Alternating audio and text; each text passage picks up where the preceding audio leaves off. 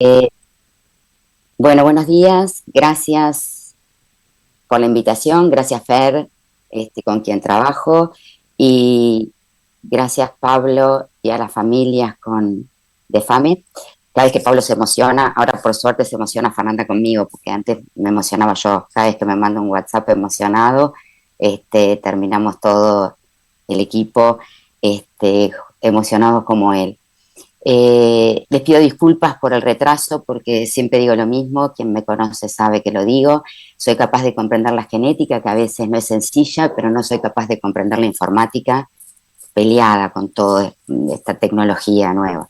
Y les pido disculpas por no estar ahí. Mi intención fue siempre estar presencial, pero por razones familiares me tuve que quedar.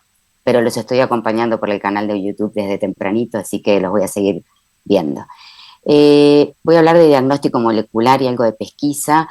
Voy a tratar de no aburrir. Genética no siempre es fácil y no siempre es entretenida, pero bueno, voy a tratar de explicarles un poco cuál fue la idea cuando originalmente empezamos con las familias FAME y con el equipo a intentar hacer diagnóstico. Siguiente. Como Fernanda, no tengo conflictos de interés, así que siguiente.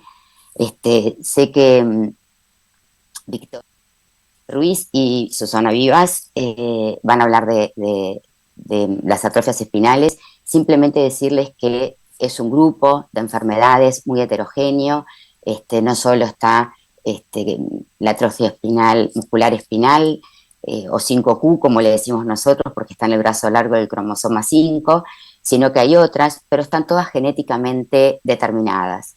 Y es ahí donde participo en el equipo intentando dar una mano para llegar al diagnóstico, para que los pacientes puedan acceder al tratamiento, o como decía Fernanda hoy, para que los pacientes puedan acceder a los estándares de cuidado, aunque no haya una terapia específica, pero sí al acceso multidisciplinario y abarcativo que tienen en general estas condiciones. Siguiente. Esto es un poco de, como decía Fernanda, de historia. A mí me gusta mucho. Me gusta sobre todo para la gente muy joven. Ahora van a ver cuando lleguemos al año en que se descubrió el gen. Yo ya era médico y creo que muchos de los que están en la sala también eran médicos, muchos no. Este, ya voy a empezar a decir que muchos no habían nacido, pero por ahora no, muchos no. Fíjense en que en 1891 Wernicke escribió el primer paciente de debilidad muscular, que en realidad era AME tipo 2, y unos años más tarde Hoffman, que por eso se llama Bernie Hoffman, la condición AME1, pero ambos describieron pacientes con AME tipo 2, a pesar de que después recibieron en homenaje eh, el nombre de AME1 por ellos. De hecho, es la forma de presentación más frecuente y por eso se los homenajeó de ese tipo. En el año 903 recién se describió por primera vez un paciente AME1, y finalmente los pacientes AME tipo 3. Después aparecieron los tipo 4, pero los tipo 3, que son habitualmente adultos, porque logran la deambulación, o son pacientes de mayor edad, niños, adolescentes y adultos. En 1990 se sugirió que la patología era de causa genética y se encontró lo que nosotros llamamos locus. Locus es el lugar que ocupa la información genética en todo el genoma. Eh, Se encontró que podía estar en el brazo largo del cromosoma 5, había un gen candidato, pero todavía no estaba secuenciado, y recién en 1995 se secuenció el gen por primera vez, el SMN1. Las neuropediatras le van a explicar en qué consiste y cuál es la función, pero se secuenció en 1995, y acá es cuando les decía, yo ya era médico en el 95, yo ya estaba en el departamento de genética, y esas son las cosas que hoy eh, todavía nos emocionan, ¿no? Cuando nos pasan por WhatsApp o nos pasan, antes llegaba a la cátedra, pero cuando nos pasan por WhatsApp descubrió una nueva enfermedad, un nuevo gen, o como pasó el jueves, que Pablo me pasó, justo me había pasado el ministerio a su vez, pero que Pablo me pasó que se había aprobado la terapia génica en Uruguay para AME. quiero aclarar una pequeña cosa que quizás no sepan, pero es la primer terapia génica registrada en nuestro país. Hay varias terapias génicas en el mundo a esta altura, pero la primer terapia génica que se registró, por eso nos llevó un poco más de tiempo y de trabajo, porque bueno, no había como un documento o como un programa de aprobación como hay para los otros medicamentos, como para los monoclonales, como para todas las terapias nuevas que hay, como para los oligonucleótidos antisentido, las pequeñas moléculas. O sea que se aprueba por primera vez una terapia génica en nuestro país y fue para AME, y esto es gracias al trabajo que han hecho las familias de estar presentes, como les mostró Pablo.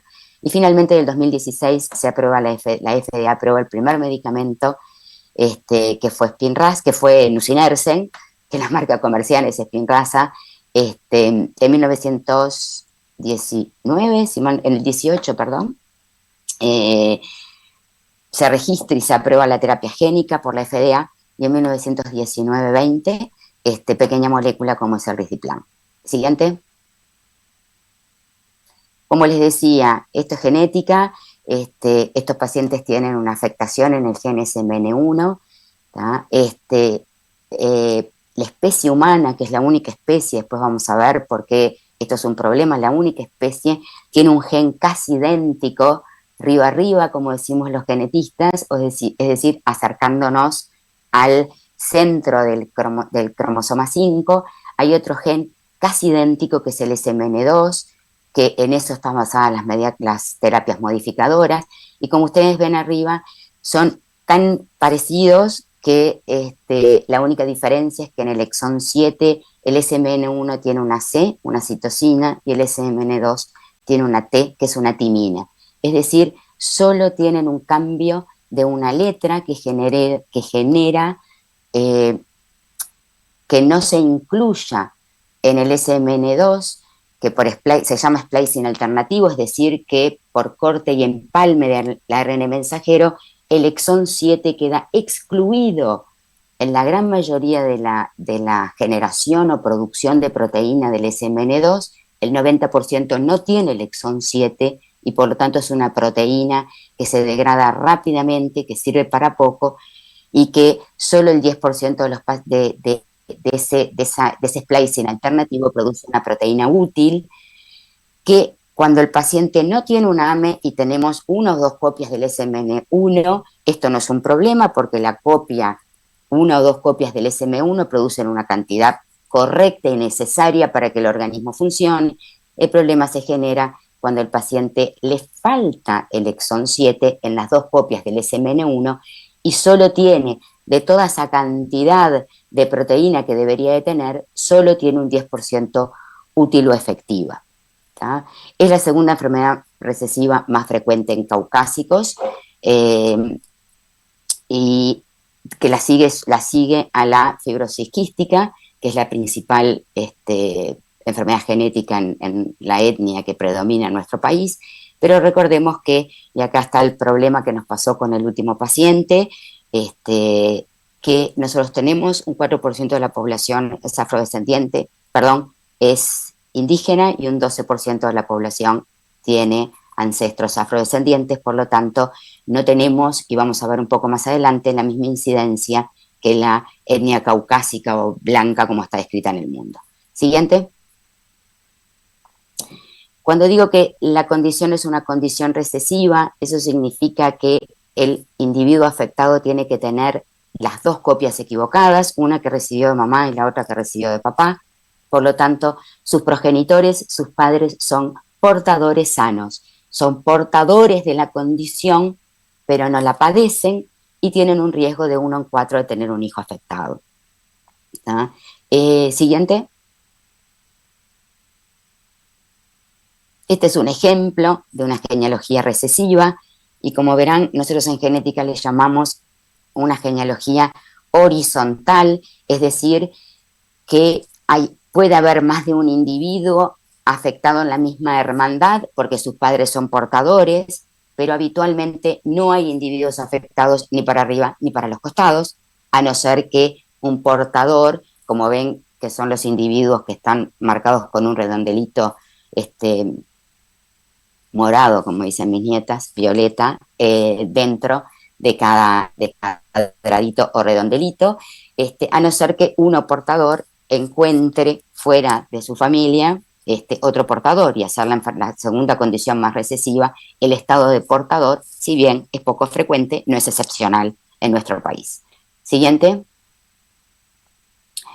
Como les decía, no se asusten que no voy a hablar de esta diapositiva, simplemente para mostrarles que el SMN1 y el SMN2 son genes idénticos, que además hay otros genes involucrados en esta condición. Vamos a ver que hay genes que inhiben la apoptosis de la motoneurona, es decir, el SMN1 es el gen que codifica una proteína necesario para la supervivencia de la motoneurona, pero hay otros genes también involucrados, muy próximos a ellos, que también están involucrados en las terapias. Y como les decía, el SMN1 produce el 100% cuando están las dos copias presentes o cuando una copia está presente, el 100% de lo que produce es una proteína completa, útil y efectiva. Y el SMN2, el 90%, 85-90%, produce una proteína que no tiene el exón 7, es una proteína incompleta que precipita y por supuesto precipitar justamente para no crear interferencia en la acción del SMN1, es degradada rápidamente por el organismo y el SMN2 solo produce un 10% de proteína efectiva. Como les decía, solo está presente en humanos. Esto fue un problema y fue un gran problema para los investigadores mundiales, internacionales, porque el producir un animal con SMN1, como se utilizó en ratas, los trabajos experimentales, el paciente para producirle la enfermedad, para generar un ratón knockout, como decimos nosotros, para producir la enfermedad, solo se lograba producir un ratón con AME1, porque como no tienen la copia del SMN2, no tienen la protección de esa cantidad de proteína, que ahora vamos a ver que va a depender del número de copias que tengamos, no tienen esa protección que tienen algunos pacientes que hace, como decía Pablo, que tengan tipo 1, tipo 2, tipo 3, tipo 4, que son presentaciones diferentes de la misma condición. ¿Por qué? Porque solo se puede producir un ratón AME1. Entonces es difícil y esa es la razón, Pablo, ya te cuento, por lo cual hay pocos trabajos de investigación que avalen la eficacia de las terapias en humanos que tienen otros tipos de AME 2, 3, porque para eso hay que trabajar con humanos y bueno, como sabrán, la experimentación en humanos no está permitida, o sea que primero hubo que producir estas moléculas, aprobarlas para después empezar saber que no tenían, que eran efectivas y que no tenían efectos secundarios graves para poder usarlas en seres humanos. Siguiente. ¿Cómo es la población mundial? El 90% de nosotros, creo yo, digo nosotros porque yo no sé si soy portadora o no, sé que no tengo un AME, pero sé que no soy portadora, tenemos 2 copias del SMN1 y 2 copias del SMN2, una que recibimos de papá y de mamá, o por lo menos más de una copia del SMN2, ahora lo vamos a ver. Los portadores, que son esos papás de los chiquitos que están afectados o de los individuos que están afectados, tienen copias del SMN2, pero tienen una sola copia del SMN1. Los pacientes afectados no tienen ninguna copia del SMN1, de la proteína, porque las 2 copias del gen están equivocadas. Y ahí, como vemos, la incidencia internacional es de 1 a 6.000 a 1 en 10.000. La población general, increíblemente, hay un 5 a 10% de la población general que tiene las 2 copias del SMN1, pero no tiene ninguna copia del SMN2. Es que es como las otras especies que no tienen ninguna copia del SMN2, y nadie en la población, en la especie humana, tiene 0 copia de ambos genes. Al menos tenemos una copia del SMN2, al menos. Siguiente. Por lo tanto, estas son las conclusiones que sabemos hoy de genética. Todos los pacientes con AME tienen ausencia o mutación o le falta el exón 7 del SMN1 o tienen una mutación puntual en el gen SMN1. Todos los pacientes tienen al menos una copia, porque nadie tiene 0 copia de los genes, por lo tanto los pacientes tienen al menos una copia, no pertenecen a ese 5 a 10% de la población que tienen 0 copia del SMN2. El número de copias del SMN2 define con alta probabilidad, y esto es lo que han visto en los años, el tipo de AME, pero eso está muy claro para el determinado número. Todos los pacientes que tienen una sola copia del SMN2 son un AME1 o un AME0, es un AME severo. Pero cuando hay 2 o 3 copias, y acá es cuando viene el problema, sobre todo con 3 copias es un gran problema, porque el paciente que tiene 3 copias puede ser un AME1 o puede ser un AME3.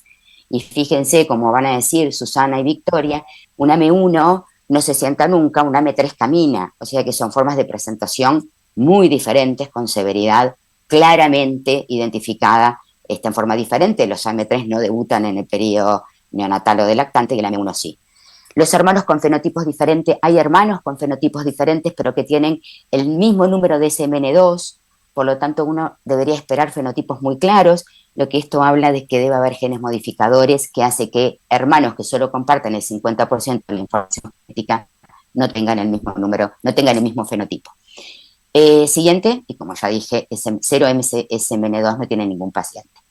Esta es una diapositiva que no es idéntica, pero es una diapositiva que le copio, y ella sabe que se la copio, Eduardo Tizano, después van a ver quién es, para los futboleros, es como el Suárez o el Messi de la genética, que trabaja en el Valdebrón, a pesar de que es argentino, hace muchos años que vive en España. Como les decía, el SMN1 produce una proteína, haciendo esta presentación que fue vista por varios individuos del sexo masculino. Ahí me enteré que la foto que estaba usando del gen SMN1 es un Brugatti que parece que es bruto auto. A mí me había gustado simplemente. La proteína que produce el SMN1 es una proteína de buena calidad y la proteína que produce el SMN2 es una proteína que tiene menor eficacia y además solo el 10%. La eficacia está dada porque solo produce el 10% de una proteína que actúa. Por eso el autito más humilde para el gen SMN2. Siguiente. Entonces la pregunta que nos hicimos siempre fue, como yo les dije, el número de copias del SMN2 establece de alguna manera el tipo de atrofia espinal y el pronóstico. Entonces la pregunta es, y en esto se basó la terapia, la pregunta es, si yo logro que el SMN2 produzca más proteína efectiva, finalmente mucha cantidad de SMN2 que en lugar de ir para ese corte y empalme que produce una proteína de baja calidad, si yo logro llevarlo a una proteína de mejor calidad, si yo, juntando muchos autitos más humildes, logro un Brugatti, bueno, la respuesta es depende de cuándo inicio el tratamiento y depende, y fue gracias al tratamiento con fármacos modificadores. Hoy está establecido, o por lo menos hemos podido ver, que cuando el paciente inicia la terapia asintomático, es decir, cuando se hace el diagnóstico por pesquisa y el paciente inicia la terapia a la semana, a los 15 días de vida después de confirmado el diagnóstico, yo logro que el SMN2 produzca tanta proteína como si yo tuviera un SMN1. ¿tá? Aún no usando terapia génica como es el onacenogena Beparvovec, que es la inclusión del SMN1 en el individuo. Siguiente.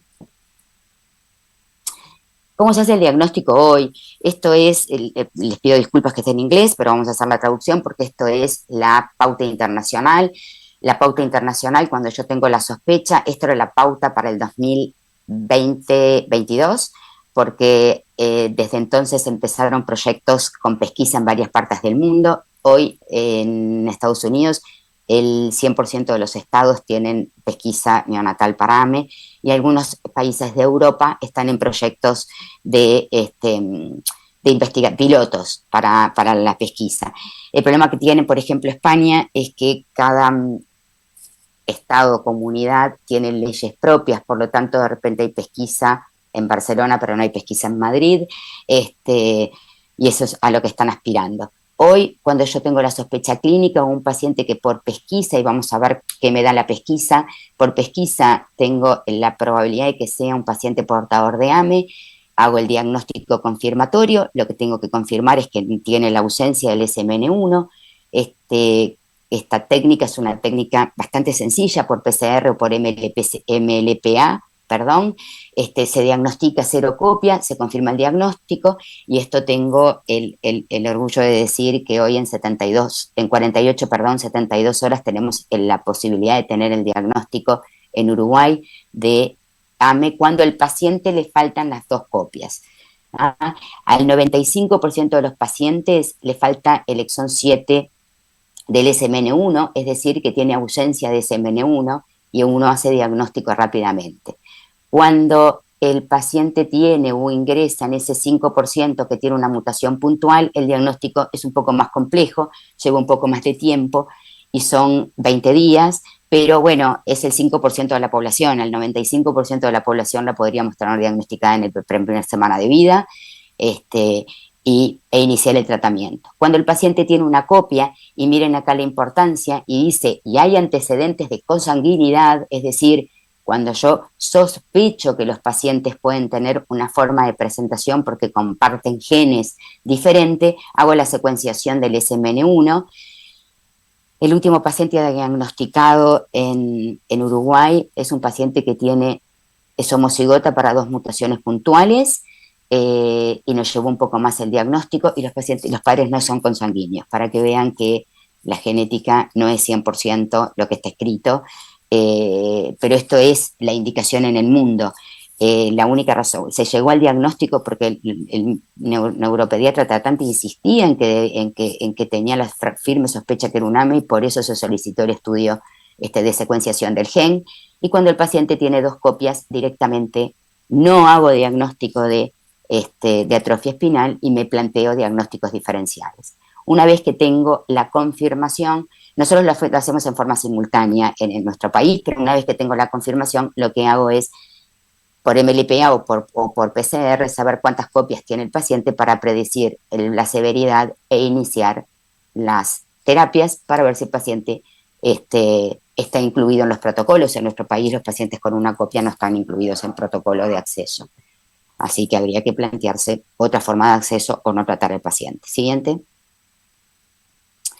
Como les decía, el 95% de los pacientes, 95-98% tiene una deleción, o sea que hago diagnóstico rápidamente, y hay un 2 a 5% en que tengo que secuenciar el gen porque el paciente tiene una mutación puntual en el otro alelo, en la otra copia, o como está chiquita, en las 2 copias, una mutación puntual, y es homocigota para una mutación puntual que es excepcional en el mundo. Siguiente. Para que tengan una idea, nosotros vamos a tener idea de cuál es la frecuencia de AME de portadores, ¿no? La incidencia, es decir, los casos nuevos. Pablo contó cuál es la prevalencia, es decir, cuántos pacientes tenemos con AME en este momento en nuestro país. Pero la incidencia, que son los casos nuevos, vamos a tener una idea muy clara cuando tengamos pesquisa y podamos tener nuestra incidencia. Nos pasó con fibrosis quística, que empezamos la pesquisa en el 2010 con la firme convicción de que teníamos una incidencia muy parecida a España, que era uno en 2.500, porque vieron que cada vez que nos preguntan a los uruguayos de dónde venimos, todos contestamos europeos. Ese es el concepto que teníamos, y resulta que nosotros tenemos una incidencia de fibrosis quística de 1 en 8.000, bastante lejana a la española, pero ahora recién con pesquisa, en estos 14 años, hemos logrado decir cuál es la incidencia en nuestro país. Nos va a pasar lo mismo con AME, ojalá tengamos pesquisa próximamente y podamos decir cuál es la incidencia. Si ustedes me preguntan, creo que estamos entre los caucásicos y los hispánicos, que es, los caucásicos es 1 en 7.000 y los hispánicos es 1 en 20.000. Yo creo que vamos a estar cerca de 1 en 10.000, que son 4 pacientes por año, nuevos, 3 a 4. Siguiente. Bueno, tuvimos la suerte de poder empezar hace unos años a participar de los eventos internacionales. Todos los años hay uno en América del Norte, en Estados Unidos básicamente, y cada 2 años hay uno en Europa. Hemos podido acceder por la industria a estos eventos, siguiente, y donde hemos aprendido un montón, un montón. Como les decía, este es Eduardo Tisano, para mí, una de las personas que más sabe en el mundo de atrofia espinal, es genetista, hace muchos años que trabaja en el Valdebrón, y hoy fue de los pioneros en participar en los pivotales para la aprobación.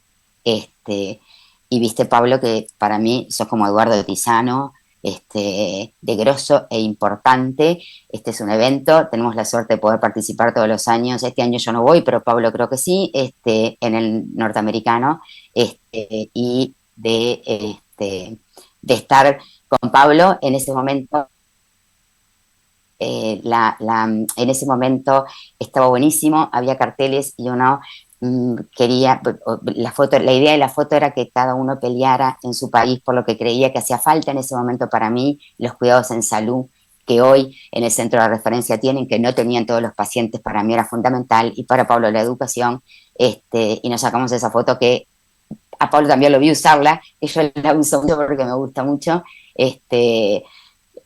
y en el mismo nivel que Eduardo, porque Pablo ha sido un pilar fundamental para los logros que hemos obtenido con la familia. Siguiente.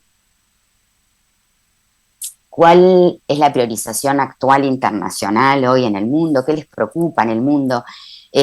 La pesquisa neonatal, no todos los países la tienen, nosotros la estamos peleando. La propusimos hace unos años con Cecilia Queijo, que es la gerenta del laboratorio en BPS. Y bueno, estamos esperando ver si logramos, si alcanzamos este logro este año, ¿no?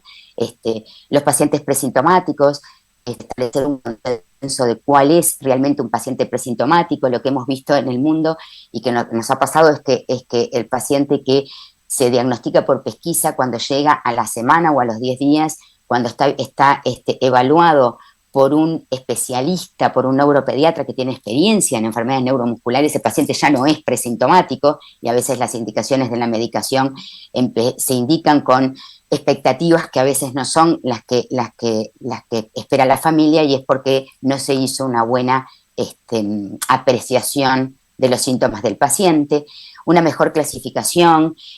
Hoy estamos viendo fenotipos muy cambiantes, esto es lo que nos da la terapia. Pacientes AME1 hoy originalmente son AME1, pero hoy tienen sostén cefálico y se sientan, por lo tanto, esos pacientes que son AME1, AME2, establecer bien claro una clasificación que nos permita saber de qué partimos mejor o más correctamente, una asistencia integral, que quiero que sepan que cada vez que voy a alguno de estos eventos, o vamos a alguno de estos eventos con los compañeros, termino mandando un WhatsApp al que no va, al que no puede ir, diciendo, me siento orgullosa del país donde trabajo y del equipo donde trabajo, porque nuestros pacientes tienen una asistencia integral que en el mundo no se ha logrado para todo el mundo, aún en el primer mundo, y un tratamiento personalizado. Es decir, hoy con la aprobación de Zolgensma, decir que cada familia tiene la opción con el equipo de elegir cuál es el mejor tratamiento para su hijo o para ellos mismos, en el caso de los adultos, es fundamental. Y hoy tenemos todas las terapias aprobadas en nuestro país. Siguiente.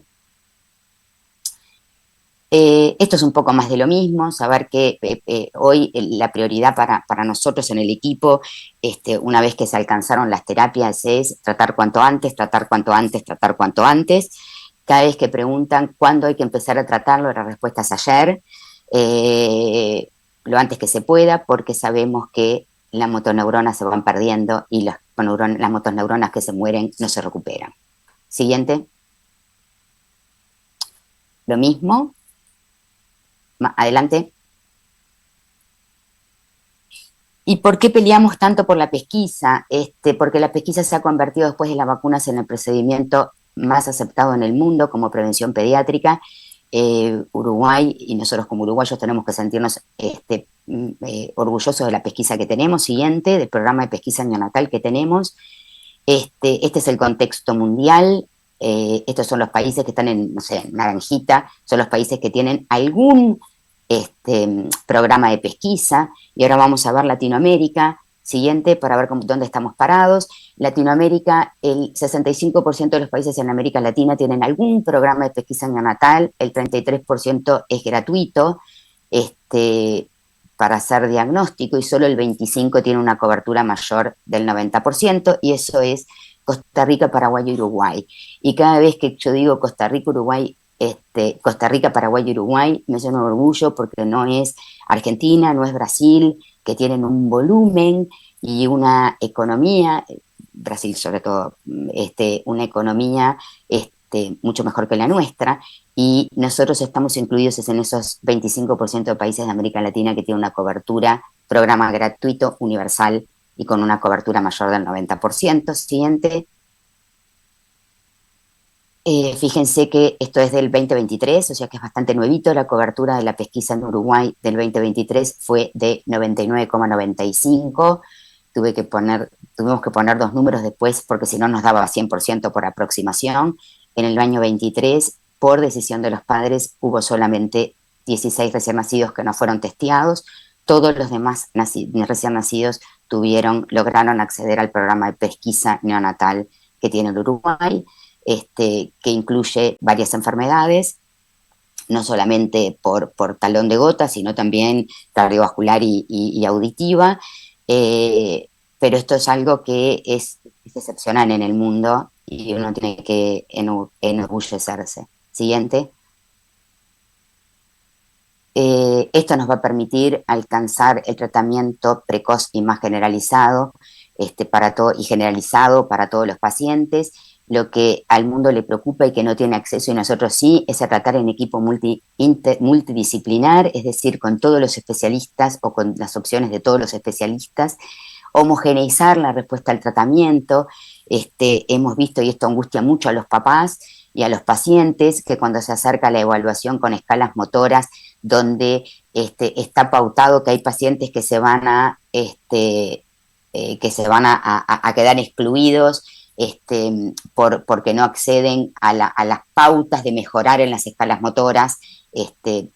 Hay que mejorar eso, porque los pacientes están mejor y no solamente es en lo motor. Siguiente, porque me quedan 5 minutos. Y solamente para la pesquisa quiero que ustedes sepan que no hay un perfil, no hay un marcador bioquímico como para fibrosis quística. Va a haber que hacer el estudio genético de estos pacientes y el estudio genético va a ser blanco y negro. Me faltan o no me faltan el exón 7, no vamos a diagnosticar portadores.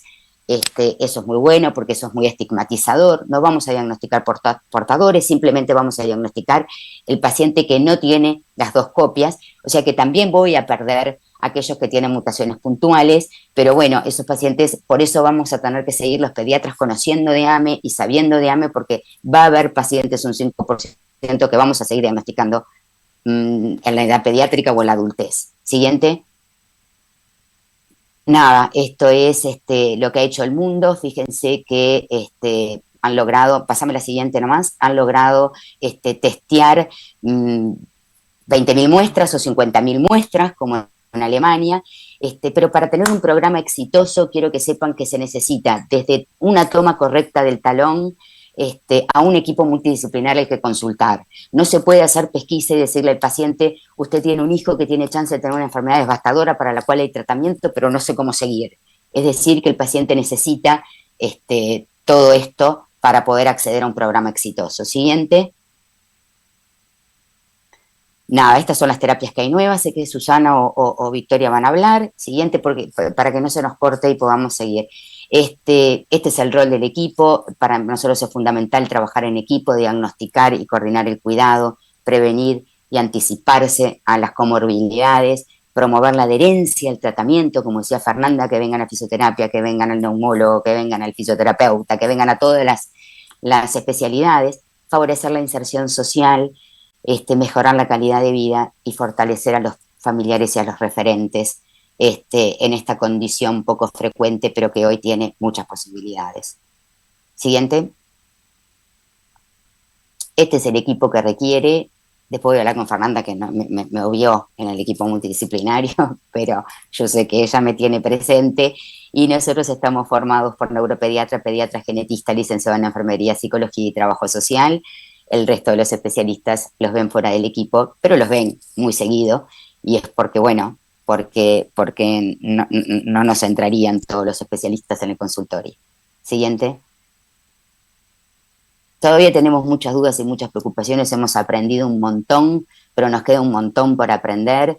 Pacientes que empezaron precozmente el tratamiento todavía o asintomáticos en el mundo, que empezaron el tratamiento en el mundo muy precozmente, algunos están asintomáticos y otros no. Hay que ver realmente si empezaron asintomáticos el tratamiento, eso es lo que les comentaba antes.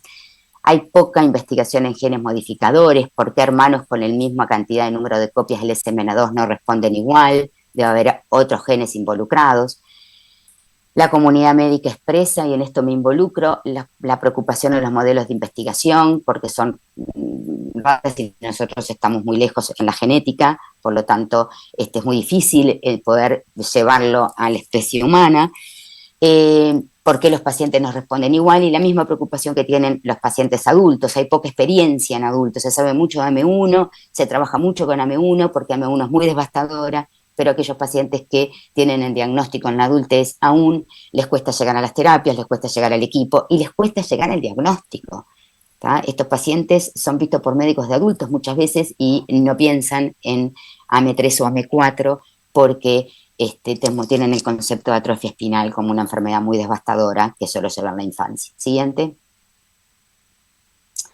¿Dónde estamos nosotros? Y bueno, nosotros estamos igual que el mundo, que el primer mundo. Tenemos los mismos problemas y los mismos retos.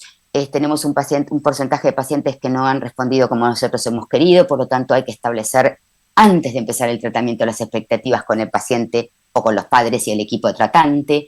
No nos olvidar que hay otros profesionales involucrados. Hay una dificultad en la homogeneización de las guías de tratamiento, a quién tratar, cuándo tratar, cómo controlarlos, y esto hay que seguir trabajando en esto. Y las terapias estas modificadoras del curso de la enfermedad o la terapia génica, si no se acompañan de un tratamiento rehabilitador multidisciplinario, no son igual de efectivas. Por lo tanto, como dice Fernanda, los estándares de cuidado tienen que estar en la primera línea porque todavía siguen siendo el gold estándar. Siguiente, y voy a terminar a tiempo. Quien me conoce sabe que utilizo mucho esta diapositiva y es, si todo fuera tan sencillo como que rayas horizontales y verticales dan cuadrados perfectos, bueno, tendría menos trabajo. La genética no es así de fácil porque la genética involucra pacientes y los pacientes son personas y las personas somos todas diferentes. Por suerte, y gracias a Dios, y terminé en tiempo y forma, no lo puedo creer, los estoy viendo, me gustaría estar ahí, los felicito a todos, los felicito a Fernanda y a todo el equipo que está ahí. Me hubiera gustado estar ayer para la cena, hoy ahí no tanto, pero ayer para la cena me hubiera gustado estar. Me encanta verlos y me llena de orgullo Fernanda, Susana, Silvita, Guillén, todos, Sonia, todo es el equipo con lo que trabajamos, que es mi admiración y mi respeto para ellos, y fundamentalmente Pablo en el fondo, para la familia FAME, que nos entregan lo más valioso, que son sus vidas o sus hijos. Muchísimas gracias a todos. Un placer. No te vayas, Ro, que nos quedan un par de minutitos.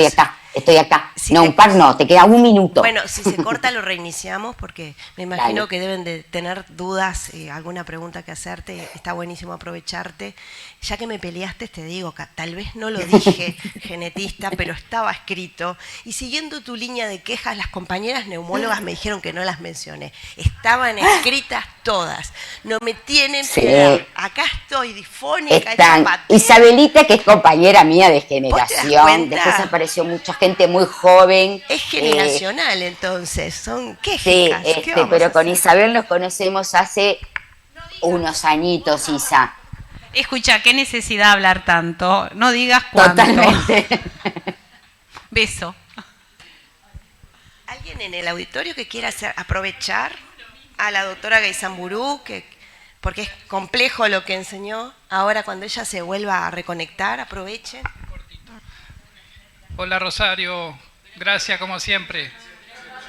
Ah, se fue, qué lástima. Bueno, igual. Lo va a ver.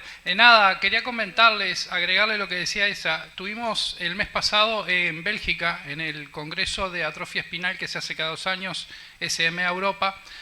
Siempre se hizo solo para médicos, pero este año se hizo para la comunidad de pacientes advocacy y tuvimos la oportunidad de estar los presidentes de cada país de las organizaciones de pacientes un día previo y tuvimos la oportunidad también de estar en contacto con los médicos. Ah, bueno, Rosario, le estaba comentando de que tuvimos la oportunidad el mes pasado de estar en el Congreso de SMA Europa, en Bélgica, y tuve la oportunidad de estar en la parte de advocacy el día previo. Y lo que hacíamos nosotros, las organizaciones, es contar la situación de cada país, de cada región. Como Uruguay quedamos top en el mundo con el trabajo que se ha hecho a nivel nacional. Ningún país en el mundo con los que estuve, y estaba de todo el mundo, ninguno tenía lo que teníamos nosotros, y menos ahora que tenemos las 3 terapias aprobadas. Centro de referencia, todos los pacientes en el mismo centro, atendidos en todas las edades y todos los tipos, las 3 terapias aprobadas y financiadas por el Estado. Si bien falta ahora con esto último Sol-GESMA, que se haga lo que tiene que hacerse, pero ningún país en el mundo lo tenía. O sea que el trabajo que se ha hecho en Uruguay, Pablo, es impresionante. Déjame decirte que yo en ese momento, sin tener la menor idea de diferencia horaria, de qué hora era acá, le mandé en ese momento un WhatsApp a los compañeros de trabajo diciendo hay un referente en el mundo como es el doctor Andrés Nascimento, que es el coordinador de neuromusculares en el San Juan de Dios, diciéndole al resto de los países en el mundo, diciendo ustedes lo que tienen que hacer es copiar el ejemplo de Uruguay y reproducirlo cuantas veces Uruguay entre en su país. Y eso fue estar en el norte de Bélgica. Y ahí me di cuenta que o yo estaba en el fin del mundo o yo vivo en el fin del mundo, porque no fue fácil llegar, y Pablo lo sabe, entre los trenes, los aviones, estar en el fin del mundo y que la gente esté diciendo ustedes tienen que hacer tanto su Uruguay como les entren en su país, fue impresionante para mí. No, fue tremendo y emocionante que reconozcan el trabajo que se ha hecho en Uruguay. Un país chiquito, pocos pacientes, la verdad, como siempre, agradecido. Así que Rosario, gracias de mi parte, sabes que... A ustedes. Bueno, gracias Ro, muchas gracias. Te diviertas esta noche. Lo sigo por el canal. Dale. Así que quiero que sepan que estoy conectada y voy a seguir escuchándolos a todos ustedes y a todos los compañeros. No Muchísimas gracias, mal de ti, felicitaciones. Entonces, si nos vas a escuchar, nos vemos. Nos Beso grande. abstenemos.